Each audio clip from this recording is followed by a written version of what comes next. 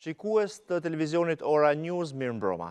Ky është emisioni Alert i kësaj të premte, si çdo të premte në orën 21. Do të flasim sot për një prej sektorëve më të rëndësishëm të ekonomisë shqiptare, siç është turizmi. Jemi në fillim të sezonit, po themi turistik veror, sepse gjithmonë e kemi trajtuar në Alert pa i ndarë sezonet, duke përfshirë të gjitha llojet e turizmit, turizmin bregdetar, turizmin malor, kulturor, historik, atë rural apo agroturizmin e quajtur ndryshe, edhe ky një prej komponentëve tashmë prej vitesh të rëndësishëm të turizmit shqiptar.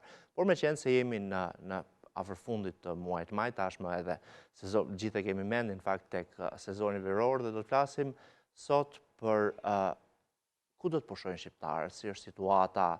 E kemi lidhur në fakt edhe Shqipërinë edhe Kosovën, sepse në Kosovë po kërkohet, përveç se edhe aty ka atraksione dhe mundësi turizmi, përveç faktit që s'kan det, po kërkohet ketë një ministri turizmi enkas, me idenë se edhe atje, pra edhe në Kosovë, turizmi është një ndër shtyllat e ekonomisë shtetit, krijon mundësi punësimi e të tjera. Do të flasim sot me zotin Besnik Vathir, i cili vjen nga shoqata e tur operatorëve turistik, e njëherë është edhe vetë tur operator, kënaqësi që u kam në studio. Kënaqësi dhe për mua. Faleminderit që spërtoni asnjëherë në fakt për të qenë prezent. Zoti Kujtim Dervish është kryetari i shoqatës së restoranteve dhe bujtinave shqiptare. Mirë se vini. Kënaqësi. Faleminderit, kënaqësi të jemi pjesë e emisionit tuaj. I pa përtuar. Do të kem pas pak minutash në fakt në lidhje direkte nga Kosova, është zoti Hysen Sogojeva, kryetar i ODës se hotelerisë dhe turizmit të Kosovës, do të jetë pas pak në lidhje direkte. Dhe në pjesën e tretë, do jetë pak minuta me ne, zonja Sofiola Kotelli, është drejtuese e projektit SRD të Giza Albania, një mbështetje që po jepet të turizmit rural apo agroturizmit, dhe në fakt është edhe gjatë lidhjes do ta kemi në terren, janë disa aktivitete promovuese për turizmin malor apo rural që janë në Dibër, Kukës dhe Tropoj, për cilat do të na flasi vetë zonja Kotelli. Por kthehemi tek biseda në studio, ndërkohë regjia do më njoftoj kur zoti Sogojeva të jetë në linjë. Zoti Vathi, lajmi i sotëm, është lajm rutinë në fakt i punës përditshme të institucioneve ose që duhet bërë, është mbledhur task forca për turizmin në Sarandë. Ka qenë prefekti, kryetarët e bashkive e tjera. Po e nis me një pyetje klishe në fakt që këto task forca a i japin një zhvillim apo përkujdesje të veçantë sezonit turistik veror, sepse e thash që unë nuk kam qejf të ndaj asnjëherë sepse ne kemi turizëm në 4 stinet, po fluksi më i madh është kuptohet vera. Shqipëria turizmin e plazheve e ka tepër të rëndësishëm edhe në vlerë, edhe në total numrash personash, edhe në organizime dhe punësime, po natyrshëm duke qenë se është në një periudhë jo shumë të gjerë, pra për një periudhë 4 mujore, 5 mujore, dhe në disa zona të Shqipërisë edhe më pak, 1 mujore apo 1 muaj e gjysmë, është e domosdoshme që kujdesi nga ana e organeve qeverisë qendrore dhe organeve të pushtetit lokal të jetë në maksimal gjatë kësaj periudhe. Të jetë kujdes maksimal lidhur me shumë problematika që kanë të bëjnë me mbarvajtjen e këtij sektori. Duhet të jetë kujdesi së pari një për trafikun. Pasi në një periudhë shumë të shkurtër, 2 mujore, numri i mjeteve shtohet, rrugët janë po ato që janë dhe edhe kur zgjerohen marrin më shumë vite se sa numri dhe rritja e trafikut në vend. Shtimi i të huajve jo vetëm me transportin publik, por edhe me transportin individual, qoftë edhe me transportin individual të marrë nga privatët në mënyrë me rent, duke marrë makina me qera, bën që ky trafik të jetë jashtëzakonisht i rritur. Në shumë zona është i tmerrshëm. Dhe në shumë zona, sinqerisht, do doja që kujdesi i këtyre grupeve task forcave, le ta quajmë, të jetë në radhë të parë në trafik. Pasi bie në kontradikt tërheqja dëshira që kemi ne për të pasur turist dhe për t'i trajtuar me mundësit që ka vëndi, zona, resorti, le të quajmë, apo zona bregdetare për një trafik të rritur gjatë sezonit veror. Problematika e dytë që ata duhet të kujdesen është papastërtia apo grumullimi i mbetjeve, kujdesi që të mos ndotet apo të mblidhen papastërtitë. Edhe ky është një problem jashtëzakonisht i rëndësishëm që organet qendrore dhe të pushtetit lokal duhet të kenë kujdes. Pastaj lidhur me atë organizimin, dhënien e plazheve në administrim, kryesisht të hoteleve apo edhe të privatëve të tjerë, të gjitha këto janë probleme që natyrshëm acarohen dhe rritet më shumë problemi apo shqetësimi gjatë sezonit veror. Me qenë se përmendet çështjen e menaxhimit plazheve, si do të funksionojë si vjet? Nga aq informacion sa keni referuar vendimeve të qeverisë një viti më parë për të mos pasur më plazhe gjitha zona nga individ të ndryshëm, nga subjekte të vogla e tjera. Tashi, me sa informacion kam se sinqerisht këto vërtet jepen direktiva, merren vendime, po kur vjen puna për zbatim vonohen edhe në maj, ndoshta fillon dhe qershori dhe dalin ato problemet kur janë zënë ndërkohë zonat e plazhit. Si zgjidhje e ofruar është zgjidhje për mendimin tim shumë optimale, pasi investimet për hotele janë investimet të rëndësishme dhe hoteli nuk është se është në Bregdet thjesht për të fjetur, por është për të ofruar atë produkt që është plazhi. Dhe nëse një hotel me gjitha të investim nuk ka plazhe përballë apo të administruar nga vetë ky hotel, atëherë i mungon gjëja kryesore, arsyeja për cilën ky investim është bërë.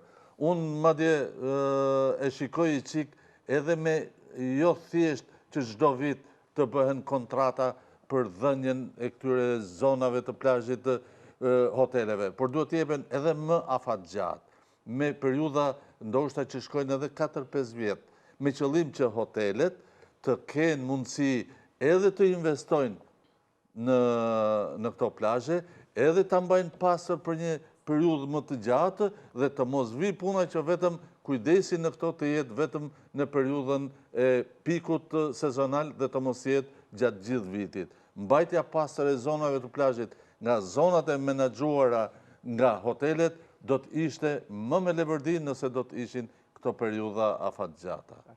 Do shkoj pak në Kosovë, e kam zotin Sogojeva në linjë, më informon regjia. Përshëndetje, zotin Sogojeva. Përshëndetje edhe juve në studio. Është pra e ritheksoj, sepse ju prezantova edhe në fillim që do hynit pak minuta me vonesë, zoti Sogojeva, Hysen Sogojeva, është kryetar i odës së hotelerisë dhe turizmit të Kosovës. Do kthehem pas pak tek ju, vetëm se duhet ju prezantoja, po e vazhdoj pak minuta bisedën në studio dhe do vi direkt tek ju. Me problematikat, po gjithsesi mikrofonin e keni të hapur dhe mund të ndërhyni. E përmenda që Kosova ka shumë çka që i ofron turizmit përveç detit, megjithatë 2-3 orë larg detit jeni shumë larg. Po, është vërtet. Zoti Dervishi. Po. Po, Hysen, më fal. Po, okay. Atëherë po është e vërtet që na tash mund të themi edhe Kosova e ka detin, sepse jemi shumë afër. Dhe të thotë me rrugë që i kemi tani për 2 orë e gjysmë mas shumë që ne jemi në detit, themi ashtu, në plazhet e Shqipërisë. Kështu që ne, nëse morëm si Kosovë, drejt me thonë me potenciale turistike që i ka, na kanë lakmi shumë shtete, për arsye se kemi potenciale mjaft të mëdha turistike, sidomos pjesën e emrën dhe marit të shrarit janë pa dyshim potencialet më të mëdha, por duke mos i lënë onash edhe pjesën qendrore, pastaj shalën e Bajgorës, Karadakun atje poshtë, kështu që edhe monumentet kulturo-historike, edhe trashëgimi kulturore, e mos flasim për monumentet theme ashtu kulturo-historike që kemi kompleksin atë mjektrari, cili gati gjatë vitit absorbon theme ashtu dikun rreth afër 1 milion turist, kështu që është një kapital mjaft i madh, një potencial mjaft i madh. Edhe është ne jemi në përpjekje për me zhvillu themi këto potenciale turistike si destinacione themi ashtu, por megjithatë krejta e që është zhvillu deri më sot është folë sektorit privat. Do të sektori privat e ka bërë vetën cilën ne kemi sot ato hotele, ato restorane, atë komoditet themi që kemi deri më tani. Në fakt, ju ma dogjet një pyetje, se unë kisha ndërmend t'ju pyesja se çfarë ofron Kosova për turistët, paktën për ne shqiptarët e Shqipërisë që vim shpesh në Kosovë, por njohim vetëm pjesën e Brezovicës apo Prevallën dhe luginën e Rrugovës, pra zonën e Bogës. Megjithatë do vi sërish tek ju dhe i diskutojmë me detaje këto, edhe ato çfarë ju keni kërkuar për të pasur Kosova një ministri turizmi, pra të dedikuar mos jetë drejtorinë e një ministri tjetër. Do kthejmë pas pak tek ju, jeni në linjë dhe mikrofonin e keni të hapur gjithë kohën. Zoti Dervishi, përveç pjesës, pra një pjesë e rëndësishme e turizmit janë edhe bujtina, turizmi rural apo agroturizmi, restorante që në fakt për hir të vërtetës në çdo cep Shqipërisë që shkon gjen larmishmëri, kuzhine, ushqim të mirë akoma. Si ka avancuar ky ndër vite dhe a i përgjigjet kërkesës ose numrit të turistëve? A duat të theksoj diçka?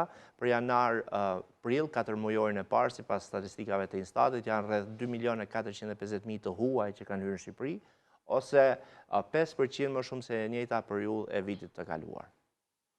Po, kjo që thoni ju është vërtet e dukshme, edhe po të vesh re këtë fillim viti, turizmi po shkërqen goxha, edhe si që përmendë edhe juve, kulinaria është qershia mitore përsa i përket atraksioneve turistike, sepse të huajt, e kemi thënë dhe herë tjera, e vizitojnë Shqipërinë pikërisht për mikpritjen, për ushqimin e shishëm që ka Shqipëria, e sigurisht edhe për çmimet, do të thonë që janë favorizuese dhe mësot përsa i përket gjithë rajonet. Përveç pjesës çmimeve, do të thonë edhe pjesa e kapaciteteve të këtyre restoranteve, ka goxha zgjerim, sigurisht bujtinat kanë marrë një përparësi të madhe përsa i përket turizmit malor tuk e neve, siç foli zoti Sakajeva që gjej rastin ta përshëndes për arsye se ne kemi edhe një marrëveshje bashkëpunimi me Odën e Hotelerisë Kosovës, edhe neve sigurisht vite më parë ishte bërë një traditë që mjaft operatorë turistik shkonin për vizitë dhe bërin takime në Kosovë, që për t'i ofruar një mundësi, do të thonë që ato ndihmë që jep Kosova, do të thonë turizmi kosovar Shqipërisë, sigurisht do t'ia kthejmë neve periudhën e dimrit me ato mundësi që ka Shqipëria. Dhe në fakt çuditërisht nuk ja kthejmë asnjëherë. Dhe diku, po kjo nuk është e vërtetë se po të vesh re kështu si shtat juve në këto vende që përmendet juve, sepse e kanë të avancuar turizmin malor. Patjetër. Kosova e kanë trashëguar në vite dhe sigurisht shumë larg. Sigurisht duhet punojmë për këtë gjithë, domethënë gjithashtu, por gjithsesi unë desha ta politizoja një çik. Ardhja tu në Shqipëri e gjithë krerëve të Shtetit Evropës, domethënë këto ditë që juve domethënë i ndoqët gjithë, po jo juve, po i ndoqët gjithë mediat ndërkombëtare edhe vendase, bën që të rritet turizmi në mënyrë marramendse. Ta shohim, akoma nuk e di. Kjo është një realitet. Ka qenë edhe samite, edhe ka pasur disa samite tjera. Absolutisht, po kësaj radhe të paktën neve na bën përshtypje, sepse sigurisht ne kemi ndjekur edhe mediat tona, po edhe mediat ndërkombëtare që i kanë bërë një hon, domethënë asaj vizite. Edhe kjo bën që të ketë një farë garancie për turistët e huaj që vizitojnë Shqipërinë. Sepse kur e prekin titullarët e këtyre vende ofron një farë sigurie.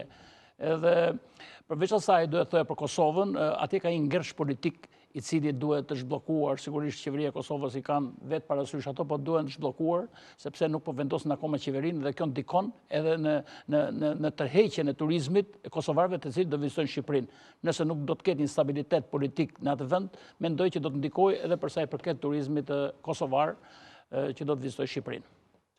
Ama akoma s'mine përgjigjur në lidhje me kapacitetet e restoranteve dhe bujtinave tona. Kapacitetet e restorantet tonë... Edhe të stafet e të investimet. E tha dhe zotëria do më ka marrë një zhvillim jugu, sepse neve sigurisht i kemi Bregdetin dhe Bregdeti është goxha i vizituar.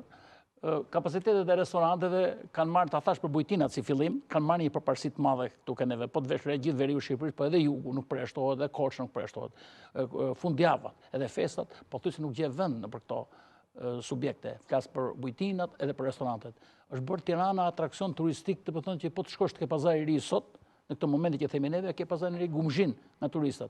E kjo është një risi, mendoj unë, se para 4-5 viteve nuk kishte të përthënë turistat në...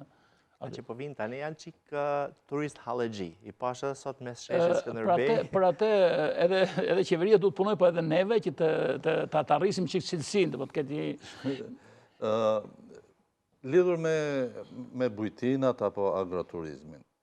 Shiko, ndonjëherë ne marrim vrull me shumë pasi drejtohet dhe propaganda që po bëhet nami dhe realisht nuk është se janë qartësuar sakt.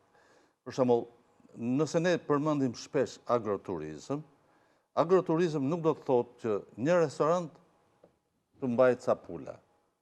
Agroturizëm që kur ka lindur si form e zhvillimit të turizmit është në bujqësia apo fermat bujqësore, fermat blegtorale, duke rritur sasin dhe prodhimtarin e tyre, e kanë të domosdoshme që të kenë si showroom, apo si një dritare, apo si një ekspozit, edhe një restorant të tyre, brenda fermës, me qëllim që produktet bujqësore blegtorale të jepen në këtë ferm dhe të ofrohen si mundësi shijimi direkt i produkteve bio të kësaj ferme që prodhon. Ne e kuptojmë që duhet të shkojmë të ndërtojmë restorantin dhe pastaj të mendojmë se ç'duhet të bëjmë për ta furnizuar. Pra, për ta furnizuar. Këtë koncept. Pra, nuk është koncepti i ndërtimit të agroturizmit ky që po kuptojmë ne sot. Vërtet, unë pëlqej të shkoj në për këto restorante, po restorante thjesht... Restorant në fshat. Restorant në fshat.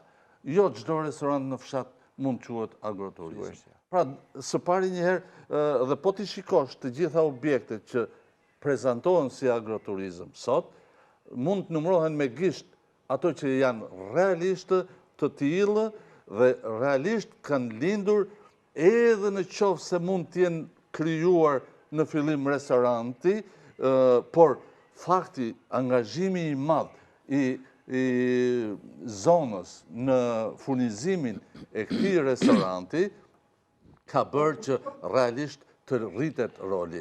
Jo vetëm restorantet agroturizëm, po agroturizmi nënkupton që edhe të ketë fjetje, të ketë akomodime.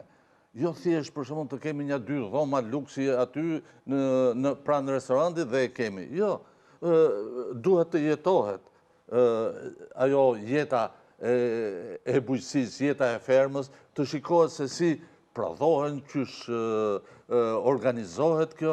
Pra, realisht, po të thellohet më mirë, po të jepen direktivat më mirë dhe po të standardizohet më mirë, edhe agroturizmi merr atë vlerë që duhet marrë. Plus, përveç agroturizmit, ne kemi të lidhur edhe me bujtinat.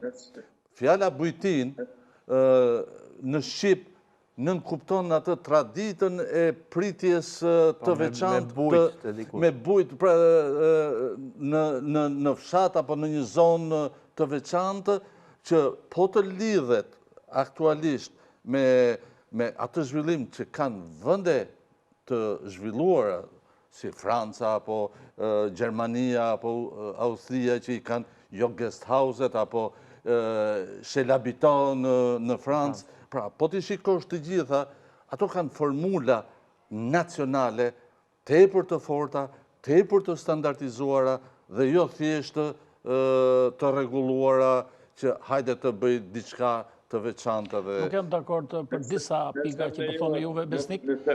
Për arsye sepse bujtinat tuke neve, po. Shkurtimisht që shkoj të Hyseni, se nga që është në Skype, është pak më problem. E kuptoj, po. Nëse më lejohet do të thotë nga parapoqe mire e elaboroj këtë pjesë, por kur flasim për turizmin rural, përgjithësi, do të thotë mas andej hinë këto tipet e turizmit, të cilat kishmi përfshirë gjithë ato që ka jemi të folë sonte. Mirë po, ne tështë do të me bo përpjekje që se në Shqipëri, se në Kosovë, do të thotë me i zhvillu destinacionet që me qenë atraktive për turist. E kjo është një val e re, themi e kohës bashkohore, sepse nëse morëm qarkullimin e gjithë bashkëm botënor, na kemi dikon 1,5 miliard turist që qarkullojnë brenda vitit, e 800 milion, ose me thonë gjysma, 51% atje janë vetëm të Evropës. Evropa është ngopë me hotelet mëjë. Do të qarkullimi turistik tash ka fillu me shku ka kjo pjesa rurale, ka kjo pjesa që e si do mos pjesa jonë balkanike cila ende nuk është eksplorur. Me qenë që nuk është ende eksplorur, ne do të me bo qëpa, do të thotë, edhe në aspektin e shtetënor, po edhe këto privat, me u koordinu që me u zhvillu si destinacion, me shvizu që të përparsi që kemi, për mujtë me thirë sa ma shumë turist. Kështu që nëse këshirëm edhe nuk statistikor, do të thotë në basë statistikave, ne jemi ande largë, Shqipënia ka shku dukshë ma mirë, do të thotë prej para 2 vite keni pas 10 milion, vitin e kalum afer 12 milion turist, edhe kjo veç rritë dita ditës. Pe ne ande mungon, ndoshta kem pak ma shumë, por ne i morëm dhonat vetëm për agencionet statistikave të Kosovës, e agencionit statistikave të Kosovës i merë vetëm prej dikun 209 dhe 210 hoteleve njësive akomoduse i japin dhonat, ndërsa prej krejt njësive akomoduse që në Kosovë janë dikun plus minus 500. Edhe kjo nuk mjafton, do të thotë nëse i morëm gjitha këto statistika në dalin shumë pak në krahasdim me numrin që kishin që na vinë. Por me gjithatë me qenë se ju e dini agencioni statistika është kompetent dhe ne bazohemi në ato statistika. Tash, puna kryesore është që këto të regulohen edhe në aspektin ligjor, të regulohet infrastruktura ligjore, mos me pas problema i tarmen për shembull ai që don me investu.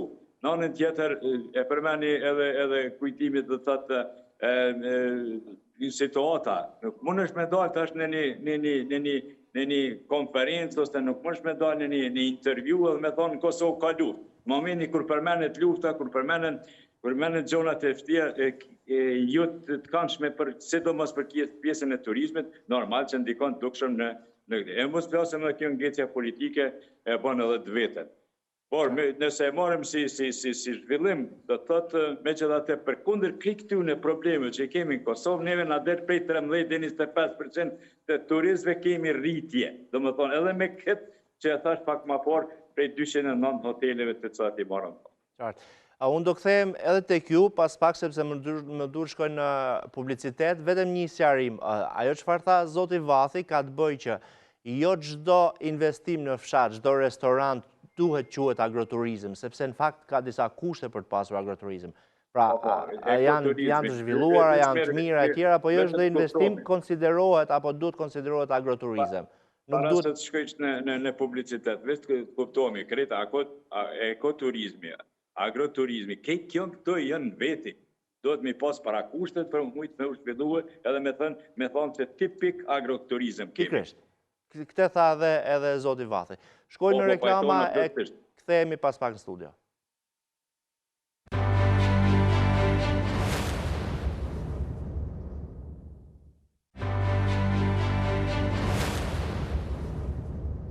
Jemi kthyer në alert në këtë pjesë të dytë dhe po diskutojmë për turizmin, sezonin veror, në të gjitha aspektet, turizm detar, malor, kulturore e tjera. Kemi përfshirë sonte edhe Kosovën, sigurisht nuk mund ta linim pa e përfshirë edhe për shkak të kërkesave të atjeshme, por para se të shkojnë në Kosovë, në fakt, zoti Dervishi ju ndërpreva që parë për shkak të zotit Sogojeva, me qenë se është në linjë direkte. Doja të thoja që brenda shoqatës tonë neve kemi edhe pjesë edhe të agroturizmit, por ndërkohë kemi edhe prodhues vendor të cilët prodhojnë kantina vere, kemi Baxho Djathit të cilët i shërbejnë gjithë restoranteve dhe bujtinave. Desha të theksoja që të huajt pikërisht në këto bujtina që vizitojnë, duan ato produkte të prekin me dorë. Unë nuk i përjashtoj, por nuk jam dakord që në thethën tropoj për shembull të jetë parësore pije energjike. Atje kërkohen ato lëngje që prodhon zona, edhe jo atje, po edhe në jugun e Shqipërisë. Po të veshre në për restorantet tona, shqiptarët, mund të themi rinia, vinë edhe kërkojnë Red Bull, kërkojnë produkte të bëthon. Do të vini mirë fatura, nëse përmene emra tjera. Nuk përmene, po këtë drejt. Kërkojnë të bënë produkte shqiptare, e kam fjallën. Ndërkohë të huajt, sa po vinë, kërkojnë produkte vëndase. Edhe neve për këtë synojmë. Gjithë kantinat e verës, që kemi neve kontakte, kanë produktet e tyre, dhe bëthon, aty degustohet vera, aty degustohen gjithë produktet vëndase. Edhe është fjallë që tha edhe Besniku, që a i huaj që vjen, që do të vinë i bujtinë, sigurisht do ato produktet që prodhohen zonës aty. Edhe kjo po arrijet. Neve kemi detyrim 70% të jenë produkte shqiptare në për bujtinat tona dhe në për restorantet tona. Nuk them se kemi arritur maksimumin, po neve synojmë që ta rrisim të cilësinë e produkteve shqiptare. Shiko kujtim, unë nuk e kisha thjesht për shembull që këto bujtina apo restorante nuk kanë produkte shqiptare. Unë e kisha te forma zhvillimi, pra një fermë blegtorale dhe bujqësore zhvillon dhe hapë restorantin e vetë bashkëzuar. Me fermerët. Tjetër gjë, hajde bëjmë një restorant dhe të bashkëpunojmë. Jo, bashkëpunojmë, por nuk mund të quhet agroturizëm. Agroturizëm, si formullë, si formullë ka lindur në këtë formë. Ka kritere. Formullë, agroturizmi ka lindur në këtë formë. Është restorant në një fermë. Shkurt, dhe qartë, dhe pa shumë ekuivoke që të thuaj. Ne kemi modele suksesi plot të Shqipërisë, se nuk i përmeni me emra, dhe më duke desha këto. Jo, të gjitha... Në fakt, Altini Mrizit Zanave meriton me përmenë gjithmonë. Shiko, ne po të them, është modele suksesi, po ka dhe tjerë si Altini. Shiko, prandaj thash, ka plot që janë kthyer dhe janë tepër përfaqësuese, shumë të mira, por duhet të frymëzohet kjo lloj forme zhvillimi e agroturizmit që bazohet në prodhimtarinë bujqësore blegtorale me qëllim që restoranti të lind nga produkte. Restoranti të lind nga produkte. Të mos lind nga restoranti të kërkohen e të lindin produktet. Këtu e kisha. Shiko, bujtinat janë të vogla, edhe bujtinat e vogla me 3-4 dhoma, 6 dhoma, ato sigurisht me Baxhën e vetë i menaxherojnë produktet. Nuk është, shiko, bujtin, po ta fusësh dhe bujtin, pastaj unë duhet në nënkuptoj edhe akomodimin, sigurisht, patjetër. Dhe fjetjen tek banori, pra te familjari. Te familjari është... Shkoj t'i këpusi vetë ato produkte në Baxhën e familjarit. është natyrshëm, shkon turisti, dhe është forma më e përhapur, më e mirë për të zhvilluar zonat e thella dhe sidomos në Shqipëri, ndoshta qeveria do të zhvillojë atë paketën e maleve dhe përfshin një zhvillim. Sepse ne ndërtuam aeroportin e Kukësit dhe në Kukës, në një rreze prej 40-50 kilometrës, mund të ketë 10 apo 30 shtretër. Pra nuk ka hotele. Aeroport në një zonë ku nuk ka inventar hotelesh, nuk mund të quhet zhvillim për turizmin. Pra, duhet se s'bën mbështetja edhe me këtë rrjetin e bujtinave tek familjarët në zonat malore, nëpërmjet investimit të këtyre paketave të maleve. Nga ana tjetër, ne po bëjmë dhe fillon besoj aeroporti i Vlorës u certifikua, një fluturim, ndoshta do vazhdojnë certifikimet për gjithë fazat e tjera. Por përsëri, inventari hotelier në zonën Vlorë-Jug është i pamjaftueshëm për të mbajtur një aeroport të tillë që të fluturojë dhe të ketë fluturime gjatë gjithë vitit në ato përmasa që po ndërtojnë. Do vite kjo sërish, zoti Vathi, pikërisht me këtë problematika në numra akomodimesh në Shqipëri në situatën, se ne bëjmë resorte me vila, po nuk bëjmë resorte me dhoma pastaj, për turizmin, por do shkojnë në Kosovë tek zoti Sogojeva. Hysen, ju kam në linë po. Para pak ditësh ju dhe kolegë të tjerë nga organizata homologe tuajat në Kosovë keni ngritur zërin ose si shqetësim mungesën e një ministrie për turizmin në Republikën e Kosovës. Pra me qëllim që të mos jetë një drejtori brenda një ministrie tjetër, por të jetë një ministri e dedikuar për turizmin. Pse lindi kjo nevojë tani dhe pse pikrisht tani e kërkoni? Dhe sa rëndësishme është në fakt një ministri e tjetër?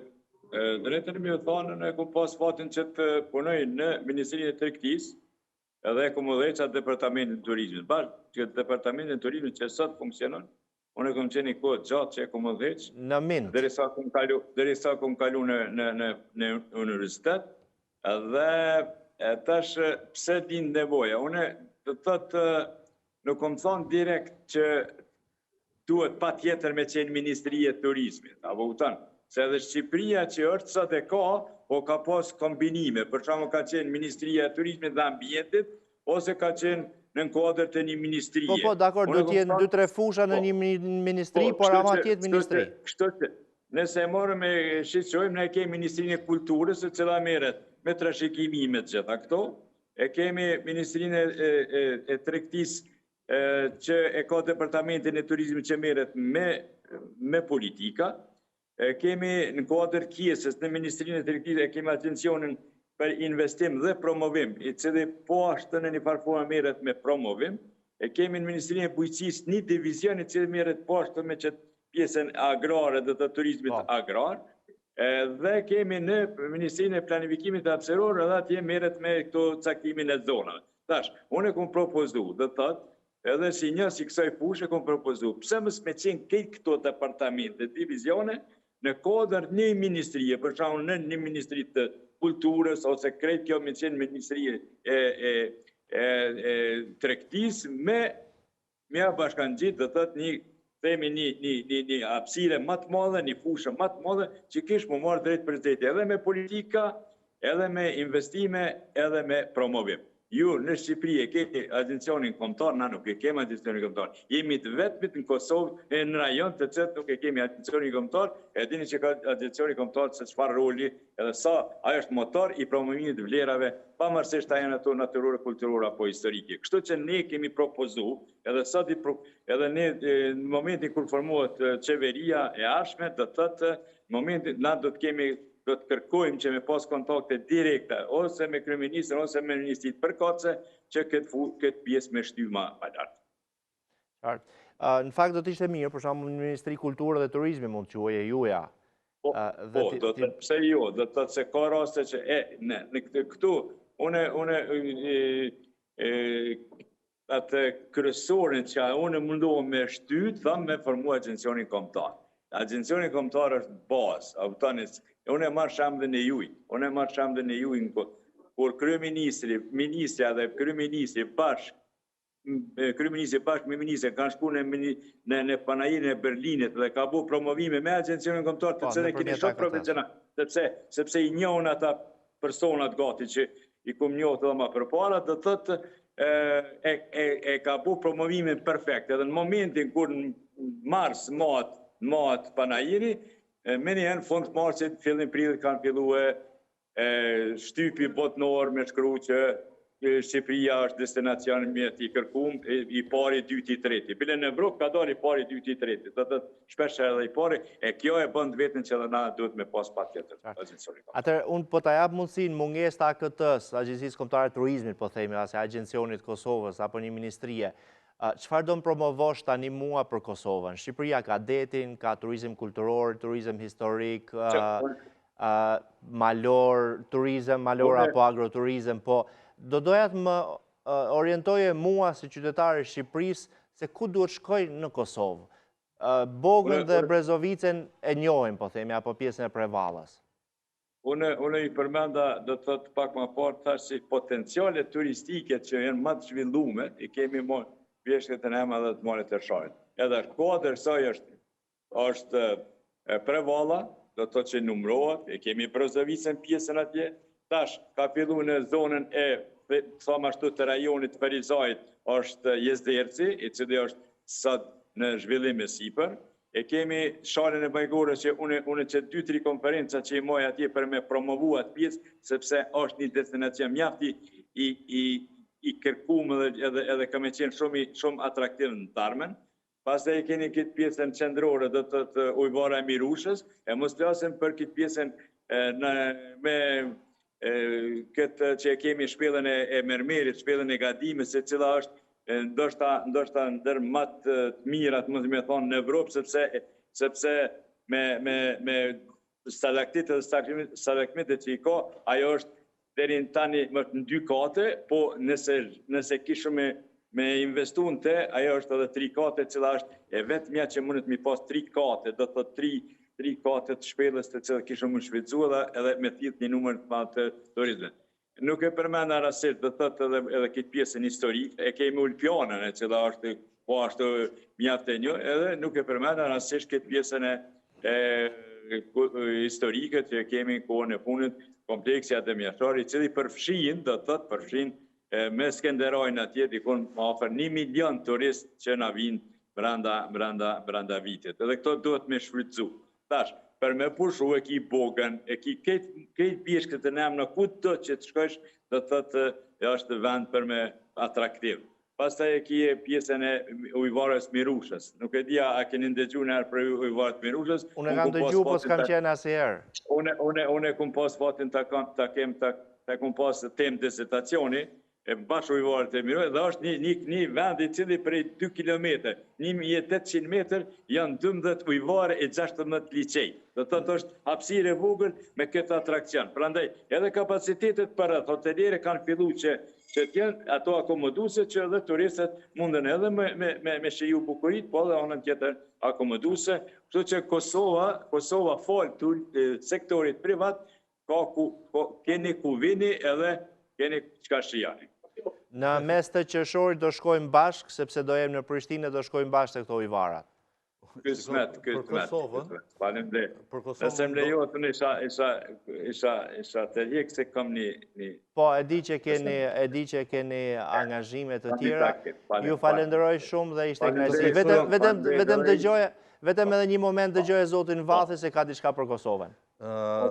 Për Kosovën ju latë pa përmëndur Prizrenin, që është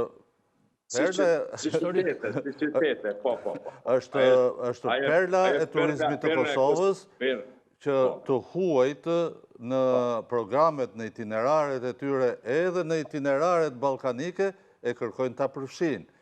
Në anë tjetër, e dyta që dua të theksoj, është Boga, që vërtet është potencial turistik, shumë i madh, por vetëm duke e kufizuar në potencial, është në potencë.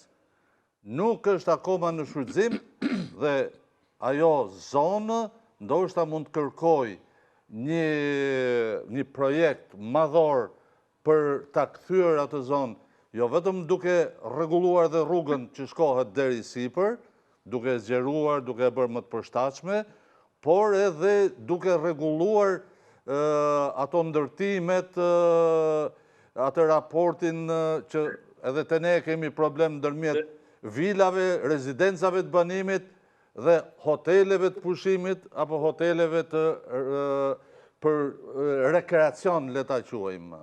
Këto të dyja kisha. Veç të plotësoj se me vend është ajo që thatë, do të në nëse qytete Prizrenin e kemi ashtu nuk diskutohet ajo, sepse ajo tash kanë fillu dhe këto ndërkombëtare, për shembull kanë evente ndërkombëtare, Dokufesti për shembull është tashmë veç e ka marrë atë pjesën më ndërkombëtare. Do të thotë, mirë, por nëse i marrim si qytete, apo në bazë statistikave, kemi Prishtina, Peja, pastaj vjen Prizreni për shkak se njësi akomoduese ka pak. Edhe këto duhet me bëu përpjekje që me pas dhoma më tepër ose pjetje më tepër me hotele më njësi akomoduese të cilat kishim sepse është një fluks, kohën e punit është një fluks. Për me plotësu dhe diçka që duhet me potencu këtu është Belegu. Belegu, i cili është në pjesën e Deçanit atje, deri në kufi, edhe në 3 kufinin shqiptar atje. Belegu, muj me thonë, nëse i kushtohemi, është potenciali më i favorshëm për mu zhvillu si destinacion turistik në Kosovë. Sepse deri te Kozhnjeri, deri te ajo hidrocentralen që e kanë, dhe prej asaj mundet me teleferike, me me shpunat, kështu që ajo është kupolla, themi, e turizmit dimnor. Kupolla, do të thotë nuk ka vend, as Brezdovica nuk mund t'ja kalon asaj pjesën që ose japëm hakun që thëmë popullë. Zoti Sogojeva, të falenderoj që ishe pjesa Alert sonte. Faleminderit shumë edhe për juve, ishte kënaqësi. Kënaqësia gjithashtu e jona, ishte Hysen Sogojeva, kryetari i Odës së Hotelerisë dhe Turizmit të Kosovës. Zoti Vathi, 5% rritje numri turistëve në hyrje. Ne turistë ne kemi diskutuar bashkë nëse qumëllon kur kalojnë nga Kosova në Shqipëri, numërohem si hyrje. Ose edhe kur shkojnë Malzi, kthehen prapë numërohem si hyrje. Megjithatë, nëse se ka rritje, uroj të ketë në fundit sepse për Shqipërinë shumë mirë është, por mbase ka ndikuar Giro d'Italia, mbase edhe samiti që përmendi zoti Dervishi, ofron një farë sigurie tek ata që e shohin thonë që Shqipëria është vend i sigurt. A jemi në gjendje prapë të përballojmë, është e njëjta pyetje që bëhet çdo fillim sezoni. Së pari njëherë problemet që kemi ne me statistikat. I kemi përmendur, e kemi thënë, vështirësia, problematika, që unë nuk e quaj të vështirë, sepse llogaritjet dhe shteti ka mundësi të bëj edhe vëritime statistikore, siç bën sondazhe për zgjedhjet, mund bëhen edhe vëritime statistikore për të vlerësuar numrin e turistëve në Shqipëri. Është shumë e thjeshtë dhe mund të bëhen me pak lek. Të gjitha këto për të nxjerrë rezultati i saktë. Pse duhet rezultati i saktë i numrit të turistëve? Sepse duke operuar me shifra 11 milion, 12 milion, 14 milion, synimi 20 milion, unë do të cilë vetëm një shifër. Kroacia ka 55 milion vizitorë të huaj dhe ka 15 milion turist. Pra, raporti turist me vizitorë të huaj në Kroaci është gati 1:3 e ca. Ku është ndryshimi për ata që na kuptojnë? Nëse ju shkoni në Kroaci për një konferencë që unë vizitor, nëse shkoni për pushime që unë, apo si është? Në Kroaci, po të kaloj nga kufiri sipër dhe të zbres poshtë, është vizitor. Unë jam vizitor. Nëse unë futem nga kufiri sipër, qëndroj të paktën një natë në Kroaci, jam turist. Pra, ndryshimi ndërmjet turistit dhe vizitorit është thelbësor për shkak të ardhurave që sjell. Dhe prandaj diskutohet turist ndërkombëtar. Dhe prandaj Ministria e Turizmit nuk është Ministria e vizitorëve të huaj, që të na sjell shifrën vetëm për vizitorët e huaj, por është Ministria e Turizmit, që duhet të sjell shifrën eksakte të numrit të turistëve që hyjnë në Shqipëri. Nuk është thjesht vetëm për kapriço se duam ta dimë. Është e ardhur, është e ardhur, sepse ai sjell, nuk të sjell, ai një shishe ujë ndoshta mund të sjell shteta si Kosovës në tranzit. Apo tani që kemi dhe aeroportin, a e dini ju për shembull që gjatë vitit 2023 janë numëruar dhe është në statistika, ardhjet nga Mali i Zi janë 600.000 hyrje, vizitorë të huaj. Për shkak të aeroportit? Arsyet mund të jenë nga më të ndryshmet, po 600.000. Mali i Zi ka gjithsej 630.000. Nuk do të thotë se mund të jenë edhe 2 milion, sepse çdo person që hyn dhe disa herë numërohet. Por a mendon kush a i mbushet mendja gjithë këtij rrjeti hotelier apo ata që janë të lidhur që ne kemi turist malazes që na flen një natë dhe janë 600.000 dhe me një mesatare që në Shqipëri e llogarisim 3-4 dhe të vinë në Shqipëri, pra të kemi vetëm nga netët që mund të sjellin këta, 600 herë 4, i bie gati 2.400.000.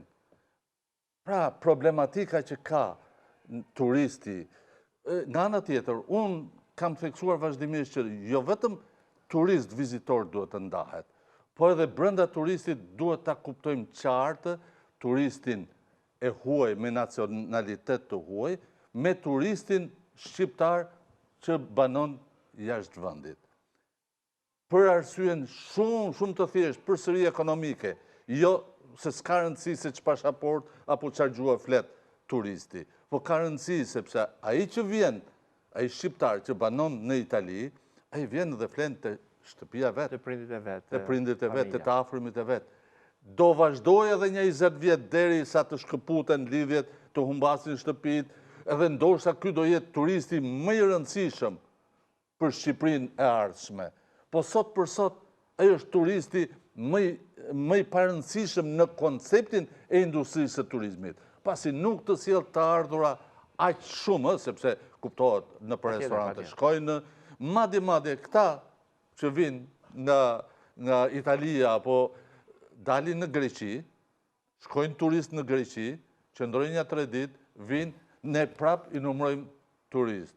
Hikin edhe në Antalya, shkojnë një javë, ne prap i numrojmë turist. Dhe na del pastaj që ne, po t'i shohësh statistikat, origjinën nga na vinë turistët, do t'dali. Të gjithë vendet që kanë shqiptar janë në vend të parë. Italia, Greqia, Kosova në vend të parë patjetër, Maqedonia e Veriut, Mali Zi dhe Britania dhe Gjermania.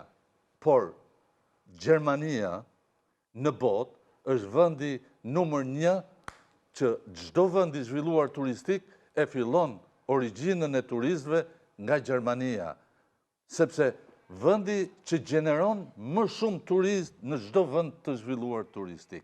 Dhe çdo vend i zhvilluar turistik, kur fillon e numëron turistët, nuk i fillon nga Kosova apo nga Italia, po fillon nga Gjermania, sepse ata janë realisht. Ne kemi këtë strukturë, por prandaj ngul këmbë që të pastrohet. Lidhur përsëri me të ardhurat që sjellin. Ne ndoshta bëjmë edhe gabime të tjera, se marrim numrin e turistëve, i quajmë të mirëqen 12 milion, dhe pastaj dalim në ato mitet, apo përfundimet e gabuara më shqip, që themi, Shqipëria ka over-turizm, pra kemi më shumë turistë se sa mund të përballojmë. A i dini ju se shifrat që dolën nga shfrytëzimi, nga koeficienti shfrytëzimit të hoteleve në Shqipëri, doli diku ke 17%. Që do të thotë, në qoftë se ne hotelet na shfrytëzohen 17%, ngelen edhe 83% pa shfrytëzuar. Që do të thotë që Shqipëria, le të themi, ka mbajtur 12 milion. Mund të mbaka edhe një 90 milion të tjerë, po të nisemi nga shifrat e hoteleve. Pra, përfundimi i gabuar i parë është që ne kemi shumë turistë dhe si përballojmë. Përfundimi i dytë i gabuar është që shiko se ne turistët i kemi të lirë. Jo, nuk janë turistët e lirë. Turistët që vinë në Shqipëri i kemi të gjitha kategorive, kemi edhe turistë të lirë, madje duke parë edhe shifrën që unë përsëri jam skeptik, edhe për shifrën e të ardhurave që raporton Banka e Shqipërisë, sepse nëse është nisur mbrapsht duke raportuar sa turist kanë hyrë, sa shpenzon një turist, shumë zoje, atëherë jepi një 5 miliard që turizmit, se na kanë hyrë mjaft të ardhura ne nga jashtë, edhe hajde ta llogarisim 5 miliard. Nëse ka metoda për llogaritjesh të veçanta që mund të përllogaritet nga sektori, nga industria, sepse po të dalin të ardhurat nga hotelet, nga restorantet, duke llogaritur që restorantet nuk janë thjesht për të huajt, po sa përqind mbajnë të huajt, sa përqind mbajnë turistët e tjetër, i bjen që jo 5 miliard që nuk arrihet, po nuk e dia e mbrim apo jo 1 miliard që. Me ato shifra që kemi sot të raportuara. Nga ana tjetër, përfundimi i tretë i gabuar nga shifrat. Përfundimi i tretë i gabuar është duke bërë llogaritjet e milionave, sikur duke i konsideruar të 12 milion turist, dhe kur shohim sa kanë raportuar hotelet, ne na del ajo informaliteti del diku ke 90%. Që do të thotë, ky sektor bë kanamin. Pra, në 100 veta, 10 regjistron 90 nuk i regjistron. Jo. Sepse po t'i zbresim një gjysëm që nuk janë turistë, ja ku doli informaliteti 50%. Por po të zbresim dhe ata shqiptarë që nuk vinë dhe flenë në për hotele, ja ku doli informaliteti diku këtë 30-20% që është, le të themi, më i larti se sa në sektorët e tjerë. Po në qofë se ne do të pranojmë atë 12 milion, që hajde ti gjemë se ku kanë fjetur. Hajde se që ka bërë nami me fjetet, qoftë me Airbnb që e përmëndin shpesh pra me apartamentet. Sa do t'i bësh të gjitha llogaritjet, edhe me apartamentet që të japësh shifra 100.000 apo 150.000, përsëri shifra 5 miliard dhe shifra 12 milion janë të pamundur për t'u arritur. Të shkojnë në reklama sepse dëgjoj regjizori në kufjet e operatorëve. Publicitet e kthehemi pas pak.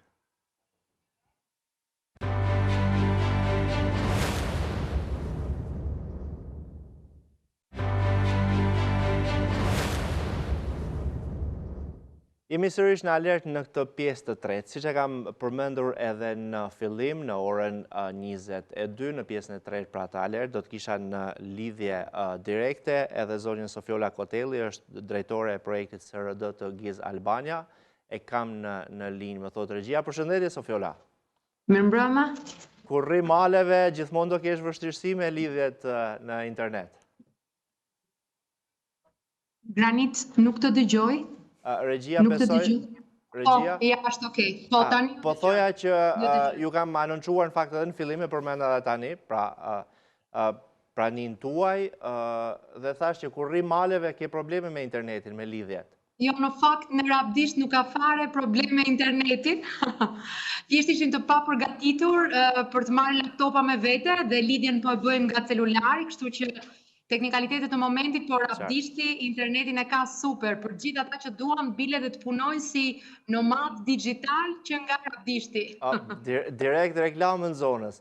Zona Kotelli, ju po flisni nga Dibra, në mos gaboj. Unë po flas nga Dibra, po, nga fshati Rabdisht. Po, keni një tur, ne po flasim në këtë program për turizmin, e kemi përfshirë edhe Kosovën, sot kisha zotin Hysen Sogojeva, që është kryetari i Odës së Hotelerisë dhe Turizmit Kosovës. Pra, gjitha aspektet të turizmin në Shqipëri, ju e dini, unë s'flas vetëm për turizmin detar në përgjithësi, i përfshi gjitha, dhe turizmi malor, rural apo agroturizmi janë një komponent i rëndësishëm. Jeni në Dibër, do shkoni në Kukës, do shkoni në Tropoj, në Mosgaboj, çfarë është ky tur? Në Has, pra në qarkun Kukës, Dibër dhe pastaj zonat mund më thoni ju dhe çfarë po bëni konkretisht për turizmin atje? E vërtet. Mirëmbrëma njerëzitarisht të gjithëve dhe jam me Besnik Vathi dhe Kujtim Dervishin në studio. Po, mirëmbrëma të gjithëve dhe zotrinjve. Në fakt, ne jemi duke bërë një tur në veriun e Shqipërisë për të promovuar një seri produktesh të cilat tashmë janë gati për të bërë të njohura qoftë në tregun domestik në Shqipëri, por edhe në tregun ndërkombëtar. Sot jemi në fshatin Rabdisht, pasi kemi filluar prej gati 2 vitesh një koncept për ndërtimin e modelit të fshatit turistik shqiptar. Kemi shkuar dhe kemi skanuar, le të themi, rreth 42 fshatra në gjithë Shqipërinë, por bazuar në disa kritere specifike si aksesi që ato kanë me pjesën infrastrukturore, si nëse kanë banor, po jo, sepse mund të kesh fshatra shumë të bukur, por fatkeqësisht shumë prej tyre sot janë të zbrazura nga banorët. Ne kemi punuar me komunitetin dhe me një grup studentësh të rinj për të ndërtuar profilin e këtyre fshatrave turistik. Kemi punuar me Rabdishtin, Lekbibaj, Zogaj, në veri dhe ne Pravishtën dhe Boboshticën në pjesën e jugut. Synimi ka qenë ndërtimi i eksperiencave dhe produkteve në fshat. Pra ti shkon dhe mund të gjesh atje një bujtin, aty tek Tuk, ku dikush ka filluar ta kuptoj potencialin që ka fshati për zhvillimin e turizmit, por nëse ti nuk ke produkte turistike, eksperienca se çfarë ti mund të bësh në fshat, ti nuk mund të kalosh një ditë apo dhe më tepër ashtu siç ne duam ta kthejmë turizmin në fshatin shqiptar. Kështu që në Rabdisht, për shembull, ne kemi ndërtuar hajska industrial, që është një nga shtigjet e njohura ndërrajonal, e cila lidh Shqipërinë me Maqedoninë dhe Kosovën. Tashmë një produkt i konsoliduar dhe në tregun ndërkombëtar, disa shtigje të tjera brenda fshatit të Rabdishtit dhe disa paketa të tjera, qoftë turin kulinar të Rabdishtit, qoftë turin e shtëpive pritse të Rabdishtit. Dhe sot kemi erdhur këtu për ta testuar me miq, me njerëz që punojnë në agroturizëm, në trashëgimin kulturore, me operator turistik, në mënyrë që ata ta fillojnë të fusin tek paketat e tyre. Dhe pas gati më shumë se një vit pune në fshatin Rabdisht, sot nga një bujtinë e vetme që ishte, kemi 4 bujtina të reja në fshat, 20 dhoma që janë të gatshme të presin vizitor, kështu që ju, miqt, familjarët tuaj mund të zgjedhin që të kalojnë në Rabdisht jo më tashmë vetëm 1 orë apo 2 orë për të ngrënë diçka, por mund të qëndrojnë gjithë fundjavën për të pasur aktivitete të ndryshme. Të njëjtën gjë kemi bërë edhe në fshatrat e tjerë turistik, dhe ne do të vazhdojmë nesër dhe në vijim sërish kalojmë më pas në qarkun e Kuksit. Atje po ndërtojmë një produkt tjetër, edhe ky një produkt i veçantë që lidh agroturizmin me trashëgimin kulturore të kullave. Kemi identifikuar rreth 19 kulla që i quajmë pilote, në modelin pilot, 10 prej të cilave në Dibër dhe 9 prej të cilave në qarkun e Kuksit, qoftë në Tropoj, qoftë në Has, qoftë në Kukës. Kemi punuar për ndërtimin e produktit turistik, i kemi pajisur me mjetet e nevojshme për të filluar dhe për të hapur dyert, në mënyrë që ato të kthehen në guest house, dhe i kemi lidhur dhe me të gjitha agroturizmet e zonës. Dhe sërish atje do t'jemi me media, do t'jemi me tur operator, do t'jemi me guidat e sapo trajnuara të zonës të Tibrës dhe të zonës të Kuksit, në mënyrë që të lidhim edhe tregun e tur operatorëve me guidat e zonës, me guidat lokale të zonës, për të promovuar të gjitha potencialet që zona ka. Dhe përfundojmë pastaj ditën e martë me promovimin e produkteve tradicionale të zonës së Kuksit, me flin, apo me produktet e tjera, një pjesë e mirë e të cilave ka filluar dhe rrugtimin për certifikimin. Zonja Koteli, a ka pasur, është pritur mirë nga banorët e zonave kjo mbështetje? Her pas herë edhe ndihma në ide është e vlefshme, po aq sa në para. Jo gjithmonë, po her pas herë ka nevojë. A është pritur mirë, a ka njerëz që ju e thatë për Rabdishtin që janë shtuar edhe 4 bujtina të tjera, nuk e di në zona tjera nëse ka pasur shtim bujtinash. Pra, a ka njerëz që thonë, po, unë nuk po shoh të emigroj, por më jepet kjo mundësia për ndërtuar 3-4 dhoma, një mini restorant apo diçka? Së pari, ndihma ka qenë jo vetëm asistencë teknike dhe lidhje me tregun e tur operatorëve, por edhe ndihmë konkrete me investime konkrete apo me ndërtim produktesh konkrete në zonë. Për shembull, në bujtinat e Kuksit dhe të Dibrës janë pajisur me pajisjet e nevojshme të kuzhinës në mënyrë që sepse të gjithë mund ta kuptojnë hapjen e dyerve të bujtinave të tyre, pra të kullave, por nga ana tjetër, patjetër që ata kanë nevojë dhe për një mbështetje të vogël, fillestare, për të kaluar ato pengesat e para që mund t'i kenë deri në arritjen e kthimit të kullave, për shembull në bujtina tipike të zonës së Veriut. Të them të drejtën, unë shoh një ndryshim shumë të madh. Le të flasim për Rabdishtin, meqense unë jam këtu në Rabdisht.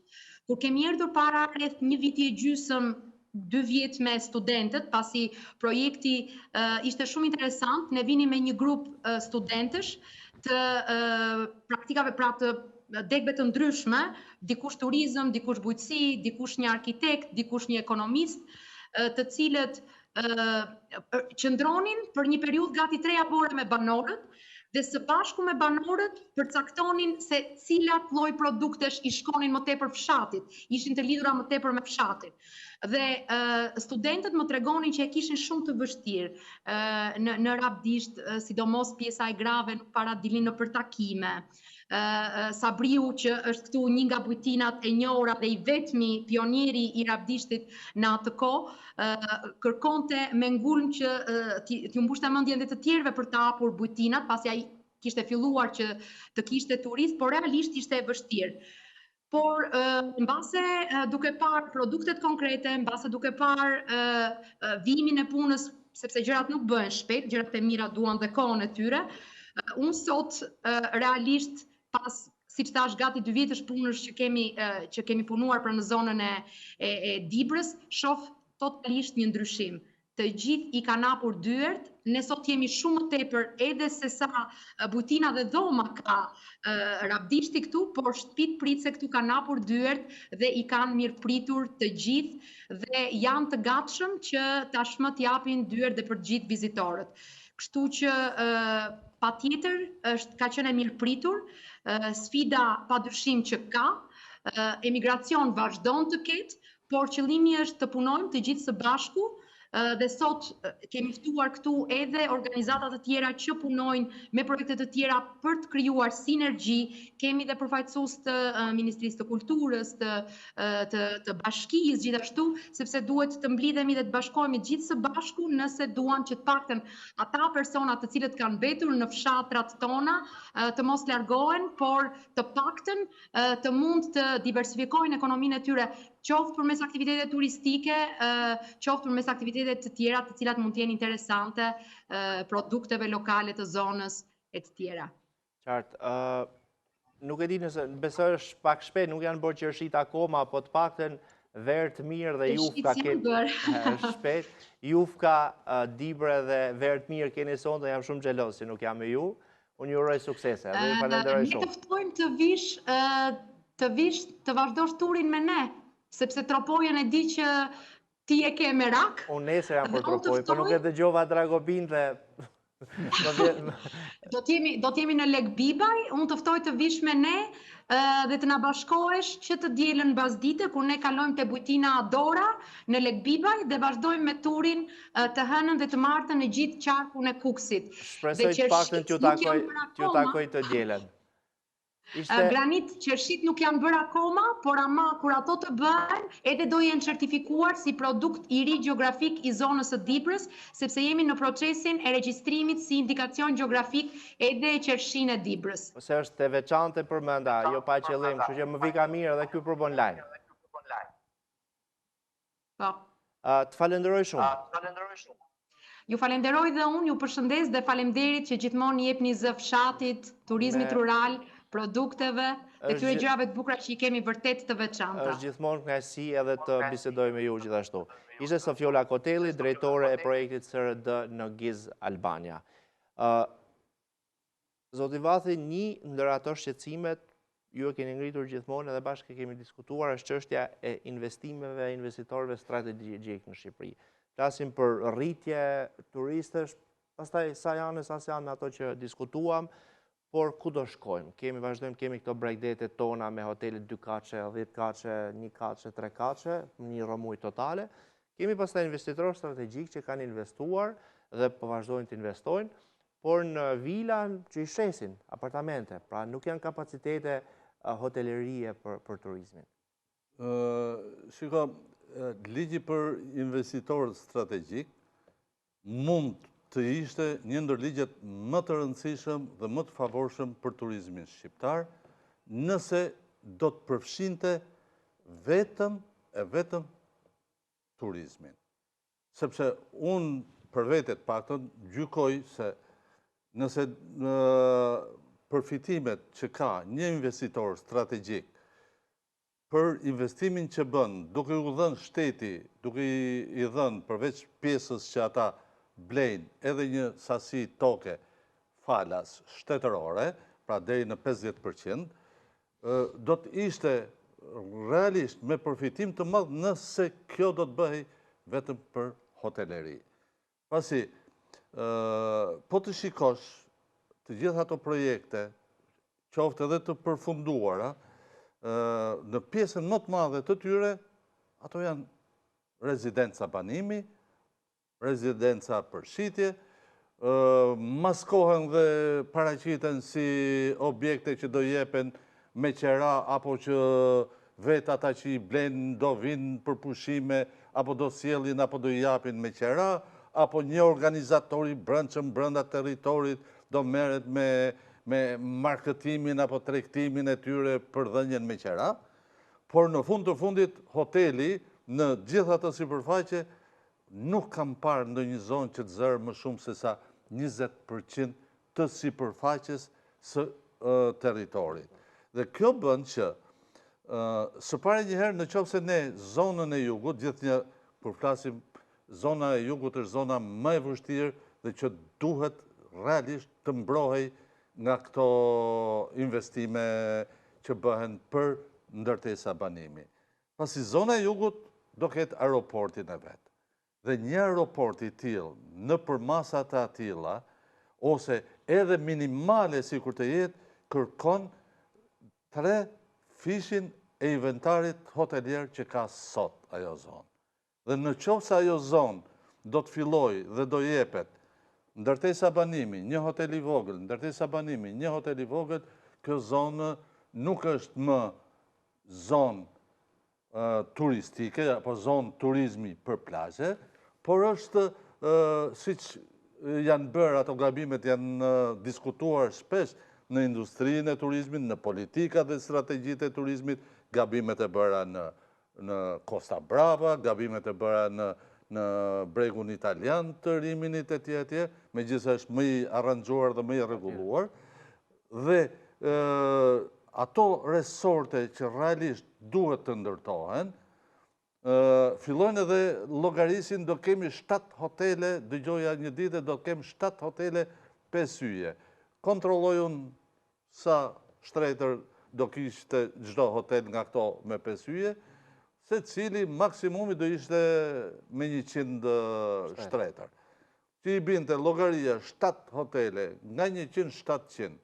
Një resort të gjithë e kanë parë, në Turqi mund të ketë deri në 2000 shtretër. Pra, nëse ne do të bëjmë turizëm me elitar, me resorte, realisht e koncepton kush që hoteli luksoz mund të pranoj të jetë brenda rezidencave të banimit, sa do luksoze të jetë, sa do të shitshme të jenë, përsëri nuk mundet resort si koncept nuk është lartë. Nuk shkon kështu, po shkon kështu duke mbajtur territorin, duke ruajtur natyrën, duke shfrytzuar të gjitha hapësirat për ta pasur hotelin si një qytet duke ofruar restorante të ndryshme, duke ofruar aktivitete të ndryshme dhe jo duke qenë mes banorëve apo për të kaluar në plazh duhet të kalojmë në për rrugicat apo vendet ku banojnë. Unë do të gjykoja që në mënyrë të menjëhershme parlamenti të rishikonte dhe njëherë ta bënte këtë rregullore më strikte me qëllim që 100% e tyre të jenë për hotele dhe asnjë mbështetje për investitorët strategjik që ndërtojnë. Nuk jam kundër ndërtime për rezidencave të banimit. Madje në qoftë se ne e konceptojmë që gjithë jugun do ta bëjmë me rezidenca banimi, le ta bëjmë, nuk ka rëndësi, po të mos flasim më për turizmin. Mos flasim që ne do zhvillojmë turizmin, sepse edhe qoftë edhe për Sazanin kam pasur ato vretjet apo gjykimin tim. Ishulli i Sazanit, nëse do të bëhet edhe i me rezidenca banimi për celebrities, për persona të famshëm, yje e tjerë, të cilët do vinë një herë apo 2 herë në vit dhe hajde bëjmë dhe aeroportin e Vlorës si të shërbej zonës, po edhe ishullit Sazanit. Po të ishte vetëm për ata celebrities të mos shqetësohen se ata një heliport e ndërtojnë edhe brenda territorit të vilës së tyre dhe me helikopter e kapin aeroportin më të afërt shumë më shpejt. Le të shqetësohemi për turizmin e resorteve, turizmin blu, turizmin që mbron natyrën, unë nuk jam për turizm masiv, po nuk jam për turizm të kombinuar me rezidenca banimi. Se rezidencat e banimit janë arsye tjetër. Është arsye që unë investimin ta kem sa më fitim prurës dhe i shërben, nuk është turizm i qëndrueshëm rezidenca e banimit. Pasi edhe në pikpamjen e turizmit, nëse ne ndërtojmë një hotel, ky hotel do shërbej gjithë jetës së tij si hotel, do i sjellë të ardhura ekonomisë familjare apo ekonomisë të territorit, të zonës lokale, duke angazhuar prodhimtarinë lokale, duke angazhuar punësimin lokal, ndërsa një rezidencë banimi fillon investimi sot, e blen ai që do të banoj atë dhe nuk besoj unë dhe nuk shikoj dot të ardhurat çdo vit. Besnik, me sa kam informacionun, kjo që thoni juve mund të ketë diçka të vërtet, po kanë dhënë leje ndërtimi për hotele, unë di që edhe në Qerret kanë dhënë leje ndërtimi për nga 200 dhoma hotelet. Tani, në Golem. Shiko, dejmë sot... I kanë dhënë leje ndërtimi tani. Shiko, dua të dëgjoj... Zona, kur them resort... Një minut. 200 dhoma, unë përsëri e quaj hotel të vogël. Dakor, mund të ketë edhe më tepër se nuk jam shumë i saktë, po këtë që po ja them, jam i saktë. Duhet Shqipëria, pra ai kombinimi... Në Qerret, po të them gjitha ajo sipërfaqe që është e lirë sot, unë di që po bëhet një projekt gjigant aty edhe janë kompani të rëndësishme, të cilat kanë marrë leje ndërtimi edhe ajo zonë do jetë marrament se përsa i përket këtyne që thonë juve, këtyne kërkesave që thonë juve. Nërsa për jugun ka nga këto, ka mjaft, nështë kjo që të shpegoni juve edhe është e drejtë, sepse duhen resort, kur them resort është ai që të ketë gjithë komponentët, domethënë që të plotësoj për turistin. Pra, edhe një herë theksoj, këtu unë nuk kam ndonjë kundërshtim për rezidencat e banimit. Por në qoftë se unë gjykoj ligjin për investimet strategjike në turizëm, duhet të jetë i saktë dhe i zbatuar plotësisht siç ka emrin. Kjo është për të shpejtuar për turizmin. Këto lehtësire që jep qeveria për të shpejtuar, për të thithë investitorët huaj, për të thithë brandet huaj, të cilët domethënë do të arrisin cilësinë e akomodimit në Shqipëri, domethënë kjo është e qëllimi kryesor. E përshëndes atë zonën Sofiola. Unë e njoh shpejt zonën është shumë e përkushtuar për sa i përket gizit, i ndjek me vëmendje bujtinat, këto edhe i ka dhënë kontribut të madh bujtinave, por kryesisht agroturizmi, jam shtet ka agroturizmi, pavarësisht se neve i mbulojmë bujtinat, edhe kemi mbuluar dhe agroturizmin deri dje kur nuk ishte ngritur shoqata e agroturizmit, prej 11 vitesh, ndoshta gizi e kalon harres këtë sektor, shoqatën e restoranteve dhe bujtinave shqiptare. Edhe mendoj që Sofiola duhet ta ketë në vëmendje këtë, që të na mbështesë edhe neve. Do t'ia themi Sofiolës edhe pas emisionit. Po, do ta mbështesë sepse ne bëjmë një punë të lavdrueshme, ne kemi antarësi rreth 200 mbi 200 subjekte që kemi antar të shoqatës tonë, aktiv. Jemi në fund, madje regjia më kërkon ta mbyll, por shkurtimisht problematikat me krahun e punës. 30 sekonda edhe ta mbyll. Po, krahu punës duke neve sigurisht është zëvendësuar me të ardhur me të huaj, janë ngritur mjaft agjenci të cilët sjellin punonjës këtu, të sektorëve të ndryshme, që plotësojnë nevojën e turizmit shqiptar. Edhe kjo ka filluar të funksionojë. Deri dje i kërkonim neve, tani që na kërkojnë neve ato për të ofruar punonjës, domethënë nga vendet aziatike, kuptohet, për të punësuar në Shqipëri. Më kujtua në Valbon ka një kuzhinier filipinez. Po, nga Filipina Goxha. Tani, unë nuk e di si ma bën flina, me qenë se edhe zonja Kotelli përmendi pjesën e flisë në Kukës, po e frikshme. Nuk është e frikshme, se kështu ndodhë gjithë botën, po disa zona duhet të ketë njeriu në tyre për produktin e tyre. Duke u ngjitur në kufirin shqiptar, rreth 20 kilometra në rrim në Ulqin. Në Ulqin është një resort i madh, i menaxhuar nga një kompani prej Karaibeve dhe ka të punësuar rreth 100 të huaj që janë Meksikan, nga Karaibet, pra tamam të atij kishte nga vendet e Afrikës Veriut në fakt, para 2 javësh kur isha. Pra, nuk ka asnjë të keqe sepse të gjithë këta, sidomos zinxhirët e mëdha hotelier, sjellin edhe standardet, sjellin edhe kategoritë ndryshme, edhe kualifikimin, sjellin edhe Pra nuk duhet shumë të kemi frikë nga punojnësit, pasi vetë turizmi në tërheq edhe në rritje më të madhe të punësimit, por edhe në rritje të cilësisë. Të huajt, kur vinë dhe të kërkojnë kontratën, fillojnë edhe i kanë kërkesat jashtëzakonisht të larta. Për ndryshe, një hotel, kur bën një kontratë me një kompani tur operator të huaj, kërkesat janë me qindra, që në cilësinë e shërbimit, që në menun dhe çdo shërbet, dhe në fund të fundit, ka hotele sot, për shembull në Shqipëri, që menaxhohen edhe nga polak. Po, me di. Jo, unë nuk e kisha të frika e krahut punës të huaj, po tek disa vende specifike, të produkte specifik. Është e lidhur gjithnjë me atë që diskutuam se mazën e zimës dit ma boj. Agroturizm. Fli nuk dit ma boj, qervishe nuk dit ma boj. Me që atë e gatuan mirë, më kanë thonë. Produkte tjera. Shiko, nuk e ka fajnë filipinezi që ka ardhur aty. E ka fajnë e Tropojani që ka ikur këtu. Apo nga Tamara, për shembull, shkon Tamar, s'ka vendali më që punojnë. S'ka më vendali që punojnë.